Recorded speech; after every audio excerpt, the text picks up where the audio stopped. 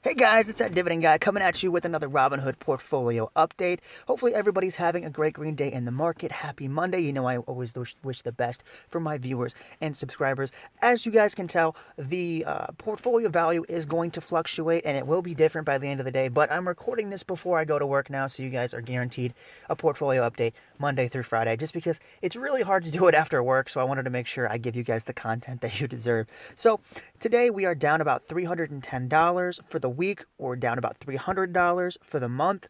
We're up about $2,500 for 3 month mark. We're up $308 for the year. We're up 105, and all time since April 13th of 2018 when I started investing, about when I was 20, almost 22, turning 23. Um, Crazy to think that we've already been investing for that long. We're up $2,200, up 10.84%. In a little over 2 years. So that's really good. I'm very happy with that. And dividends are also not included in this return. So my return is actually better than this. But guys, keep in mind the strategy is just using my capital to boost next month's payout, which is what I have been doing that the entire time. That's relatively new, probably since 2019. But I delegate the added money and the dividend income to the furthest stock down of that month, which tends to be either Altria, AT&T, or ExxonMobil for right now, but I'm sure that will switch out. But let's take a look at the individual holdings here, starting with Realty Income. So we have 15 shares. Market value is 912.75. 45.38 is our average cost. About 4% of the portfolio is in Realty Income. That will be going up. This is one of my personal favorite stocks in the entire portfolio. We're down $8 and change today, up 232.17, up about 34% on Realty Income. Then we have a Dividend King in Altria. We have 150 shares, $6,000 of market value, 43.59 is our average cost. About 26.5% of the portfolio is in Altria, down $45 and change today, down $530, down 8% overall. Not super worried about it. This one is the cash cow for this set of months. It pays me $129 every single time that it pays. So that's great cash flow. I'm very happy with it. I don't care that I'm down because this bleeds into other investments, and this is, like I said, the biggest cash flow generator for this set of months. I don't mind it being down. It has a great dividend growth history. The payout ratio is exactly where management wants it to be, and I'm very confident that they can keep raising the dividend. Next, we have Coca-Cola. This is one of my personal favorites, down decently today. We have 20 shares, about $1,000 of market value. Average cost is $51.26. 4.53% of the portfolio is in Coca-Cola. That will be going up. I would prefer to have Coca-Cola a staple in the portfolio, being in the top three positions. The top position for this set of months, actually. So my goal would be to have Coca-Cola, AT&T, and then McDonald's is the top three that I want for my portfolio. But we're down about $20 today and up about 73 to 80 cents all time for Coca-Cola. Next, we have FRT. This is one of those that I really do want to add some more cash to. It's right below Coca-Cola for this set of months when it comes to investments I want to add to in the current portfolio. We only have one share. $87.66 is our market value, so it's down pretty big. Average cost is $113.40. 0.4% of the portfolio is an FRT, down 71 cents today, down 25.74, down 22%, almost 23% on FRT, which is great. And guys, the reason I say that is because look at my average cost is at 113. We can go down nearly $30 per share, which is phenomenal. So this is a great cost down average opportunity for me. And this is honestly, if it's lower than what Coca-Cola is, if it's lower than my average cost, so if it's at 51.26, I wouldn't be buying Coca-Cola right now. I would be focused on FRT. So that's how I go about it. Just like I said earlier, I go for the stock that is the furthest down in that set of months, which is for me right now FRT. Then we have Lowe's, a quality Dividend King that needs to go down a lot more before I buy any more of the stock. We have two shares, $300 of market value. Average cost is $100.86. 1.36% of the portfolio is in Lowe's stock. Down $1.82 today, up 105.80, up about 53% on Lowe's. Then we have AT&T below $30, I believe is a steal. We have 126 shares of AT&T, $3,600 of market value. Average cost is around $30 per share, so anything at or below 30 is pretty much a steal for me. 16% of the portfolio is in AT&T, down $26 today, down 108.31, down about 3% total on AT&T. I'm not worried about it. Excuse me. I'm not worried about the price fluctuation of AT&T. We are expecting a dividend increase here in December. Historically, they usually raise it by a penny, which isn't a lot, but it is pretty significant when you take into account that I have 126 shares, and I've already gotten, this will be the third year that I own AT&T stock, so I already gained, 1 penny times however many shares I had at that time, plus the next increase, plus the next increase, so it just compounds, and that's really the goal for this strategy, is to buy stocks that are undervalued, which I think AT&T currently is, in my opinion, below $30. I think $30 is about the fair market value for AT&T. So I'm buying it below market value. I'm getting a great 7% dividend yield, plus I'm getting that raise every single year. Even if the raise is only 2%, it matches inflation, and if you times that raise by how many shares I have, then I come out ahead. Next, we have AbbVie. We have 60 shares. This is one that Buffett actually bought as well. We have $6,200 of market value. Average cost is $72.22. 27.63% of the portfolio is in AbbVie. We're down $45.60 today, up $1,900, up 44% all time on AbbVie. They're up too high for me to buy, as you guys can see. I have a $72.22 average cost. So at $104, I'm not touching the stock. This is just like Lowe's for me, but it's a quality payer, and it pays me handsomely. So I will not be selling these shares. I really do hope that it comes back down at some point. And if not, I'll just keep pouring money into AT&T and use this money to buy something next month. Then we have PBCT, People's United Financial. We have 14 shares, $177 of market value. It's a dividend aristocrat. We have $10.90 for our average cost, so we're up a little bit here on the stock. About 0.8% of the portfolio is in PBCT. That will be going up because this is my main financial play. We're down $3.01, down 1.7%. And then all time, we're up 24.48, up 16% on PBCT.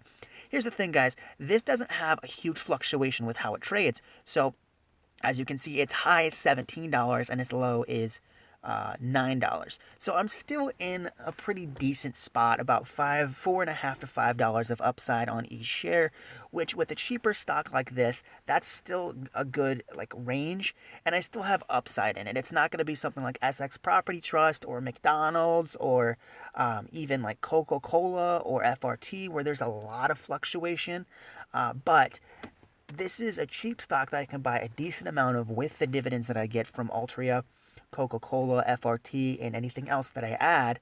And so I can pour money into this stock, become dividend efficient in it pretty easily at a cheaper price, and then use that money to buy something like, say, AT&T. So if I have if I have enough money in this stock to buy 2 or 3 shares, that means that I can buy guaranteed AT&T, or $33 is enough to almost buy ExxonMobil. So this would actually be an ExxonMobil stock, but an equivalent to AT&T. So I could put enough money into this to buy ExxonMobil stock, or maybe even a cheaper option that I find later on down the line. But guys, the whole point of this is to be buying undervalued stocks that have appreciation built in, plus getting that dividend that grows year over year, and that's exactly what PBCT does for me.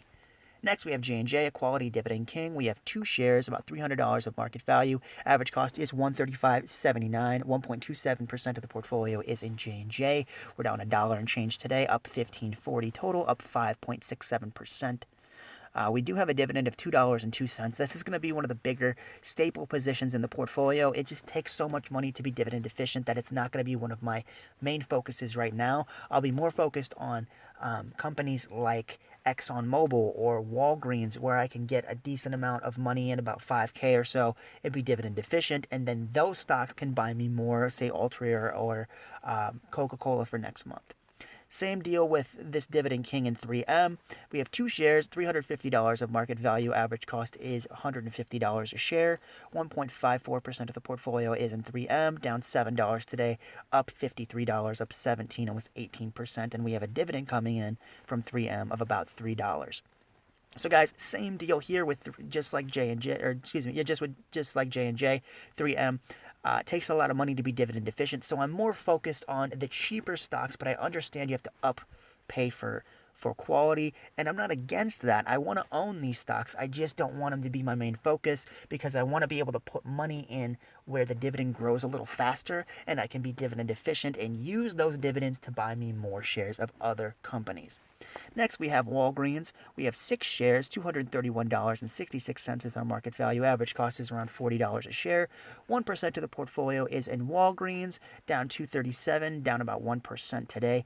Total, we're down about $8, down about 3.26%, and a dividend coming in of $2.81 from Walgreens. You'll remember I sold out of Disney and I used that money to buy shares of Walgreens because Disney cut their dividend and Walgreens is close to Dividend King status, and I like the amount that they raised their dividend year over year. So I'm happy that I switched out. I will be buying Disney in the future, but I wanted to reallocate those funds, so I bought Walgreens stock. Next, we have ExxonMobil. This is the cash cow for this set of months. We have 86 shares, $3,300 of market value, $52.74 is our average cost. About 15% of the portfolio is in ExxonMobil. Today, we're down about $150. Total, we're down about $1,200, down about 27% here on ExxonMobil. Not a huge deal. I'm not really worried about it. They have said they're keeping the dividend, and I'm confident in management and their ability to keep increasing that dividend even through hard economic times because they've done it for nearly 40 years. So we have a dividend coming in of $74.82, which with the other dividends should be about I think it's $88 or so, which should be enough with the cash that I have sitting in the account to buy me another 2 shares of Altria.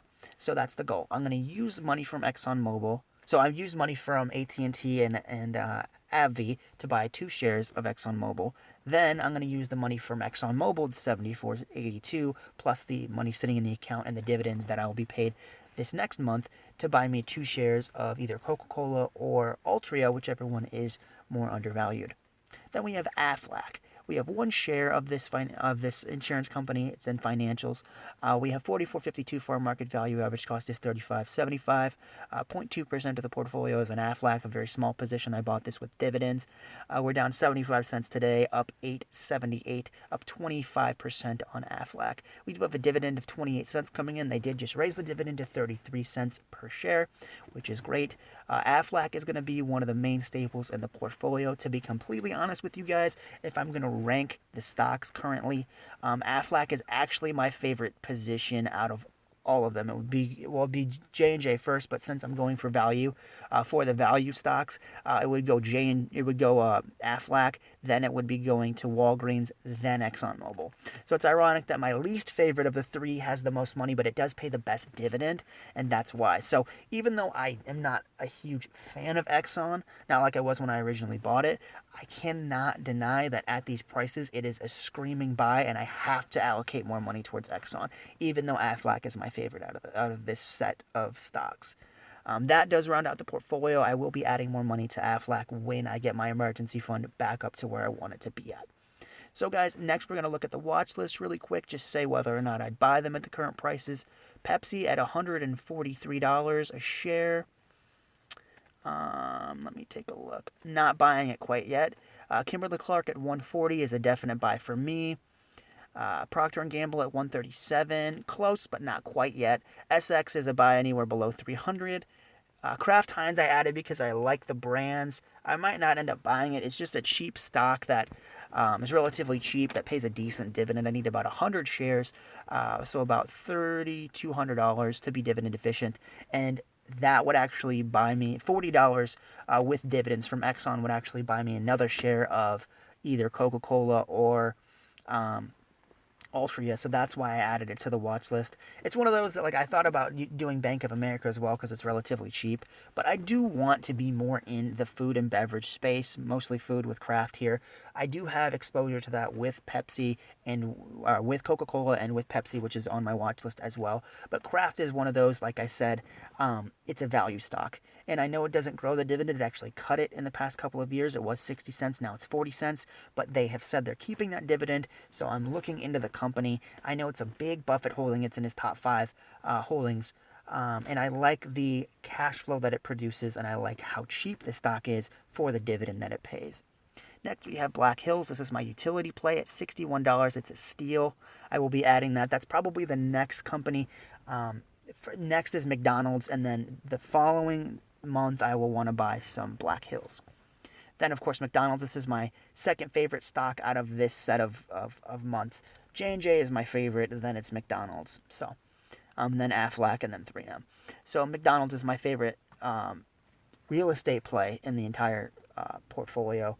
Realty income, McDonald's is second. But for this set of stocks, McDonald's and J&J are my two. I just love realty income so much. But McDonald's at $2.15, about $15 of upside. I'd probably buy it here just because I want it in the portfolio. Next, we have Apple at $119 is a steal. I'm definitely buying it. Then we have Disney at $147. Honestly, Disney right now, I don't even care what price it's at. I just want to get it back into the portfolio. So guys, right now, in the portfolio, we have FRT as a buy, AT&T, PBCT, Walgreens, and Exxon are all buys for me. Then Kimberly-Clark is a streaming buy. SX has been a buy for a while. Kraft Foods is definitely a buy for me, even if it's just a smaller position. It would just be using Kraft Heinz dividend to buy the next set of stocks because it's a cheaper stock that pays a good dividend. McDonald's is a buy, and so is Apple. So a lot of buys here, guys. Really excited. We're still at about almost 23K, about 22.6, with the market still being open. But as you guys can see, we've made about 10% since I started investing, and in the past year, we've made about 0.5%. But then if you look at the month, we're at 12%. So, it fluctuates, but there's ups and downs in the market, and I'm just happy that the dividends are coming in. Keep in mind, this is technically a retirement account, quote unquote retirement account, but this is about producing cash flow now. So I'm putting money and I'm out into stocks that are going to give me good cash flow, and I'm boosting that up every single month. I have a 401k that I do the full company match on at my job. So that's technically my retirement. So I'm doing a 14% allocation. I do 7%, they do 7%. And then I'm allocating another like 25% of my income or something like 30, I think it's 30% of my income towards the stock market in my Robinhood portfolio. So I'm putting like almost 40% of my income into the market because I want to get rich faster than anybody else I know. And that's how you do it. You allocate money towards the stock market. So anyways, guys, with that being said, thank you so much for watching. Remember to hit the subscribe button, and when you do hit the bell notification, I post a portfolio update Monday through Friday. I'm going to do it every day before work this week and keep that schedule really consistent because I'm struggling to do it after work. And keep in mind, guys, I also just posted a Tesla video. I did record 17 videos yesterday analyzing Warren Buffett's most significant moves in Q3, and I'll have 2 videos coming out of that series every single day until December 7th. So not this Monday, but next Monday that series will be over because he made a lot of moves, and I know a lot of people are interested in hearing and seeing what Warren Buffett did. So I wanted to make sure I made a full series on every significant move that he made. So we'll have dividend videos coming out of my portfolio, my Robinhood portfolio, coming out Monday through Friday. Then we'll have 2 Warren Buffett videos coming out, and then on the weekends, I'm going to try to do batches of content that I can just sprinkle in, do some dividend increases because I know I'm behind on those. I have plenty of content coming in, and I will be doing a couple more Tesla videos and another Costco video as well. So I have a lot of content coming, guys. So if you want to keep up with all of that, make sure you subscribe and hit the bell notification because I'm trying to be one of the most consistent channels here on YouTube in the finance space. And if you guys like dedication and consistency, then you definitely want to be subscribed to the channel. So thank you guys so much for watching, and I'll see you guys in the next Robinhood portfolio update. Take care, guys.